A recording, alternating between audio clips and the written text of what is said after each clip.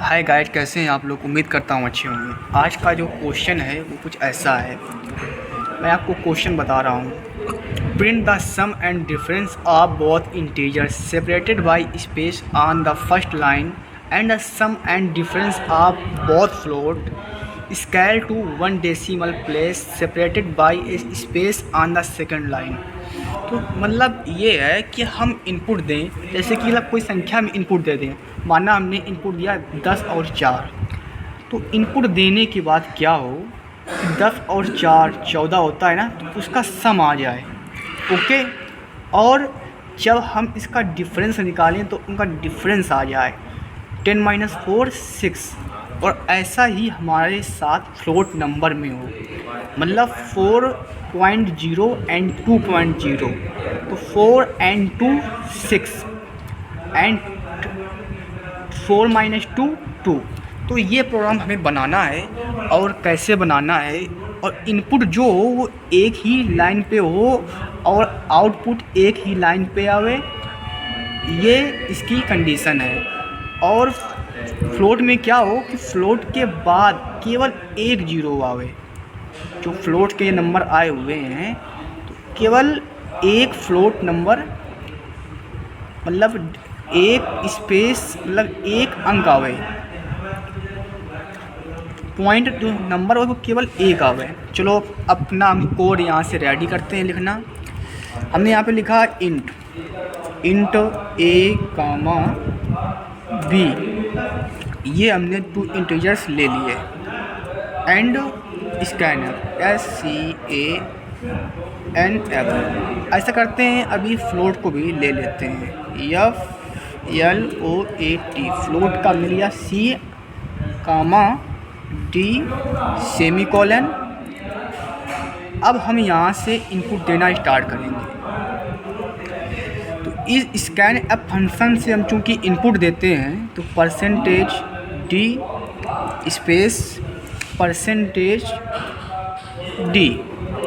हमने यहाँ तक इसके द्वारा, क्योंकि ये फॉर्मेट स्पेसिफायर है, हमने लिख दिया। और एड्रेस ऑफ A और एड्रेस ऑफ B को हम लिखेंगे, comma address of A comma address of B। इसके द्वारा हमने इनपुट दे दिया। ओके। अब क्या हो, उसके बाद एक फ्लोट हमें इनपुट देना है। एस का scan F %F,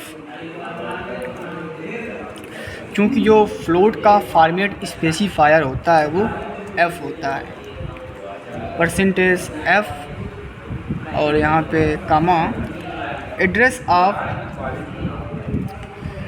C and address of D।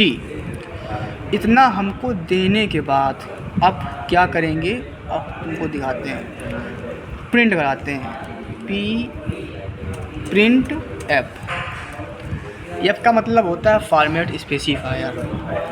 और हमने यहाँ पे %D कामा स्पेस %D। और चूँकि मतलब सम आवे, दो नंबरों का सम आवे, तो A + B हम यहाँ पे कर देंगे। स्मॉल a हो, A + B। और कामा A -B, मतलब एक बार सम आवे और एक बार माइनस आवे। 10 + 10 4 14 और 10 - 4 6, कुछ ऐसा। तो ये चीज़ हमने यहाँ पे लिख दी। पहले हमने इनपुट दिया और फिर उसका यहाँ से प्रिंट फंक्शन के द्वारा आउटपुट आएगा। अब नीचे आते हैं, अब करते हैं प्रिंट एफ, और इसी में हम ऐसा ही लिख देंगे।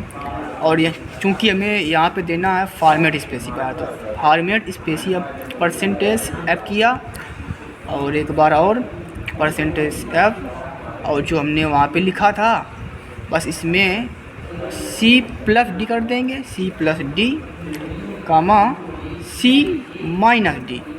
इतना होने के बाद अब हम अपने कोड को रन कराते हैं, देखते हैं क्या होता है। जो हमने किया है वो सैंपल पास हो रहा है कि नहीं पास हो रहा है, कोड पास हो रहा है कि नहीं पास हो रहा है।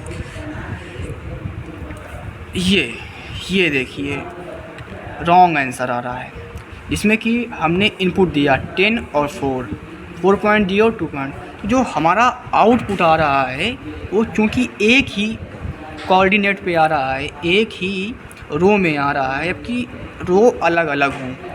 और इसको हम दूर करेंगे, आपको दिखाएंगे कैसे दूर करते हैं।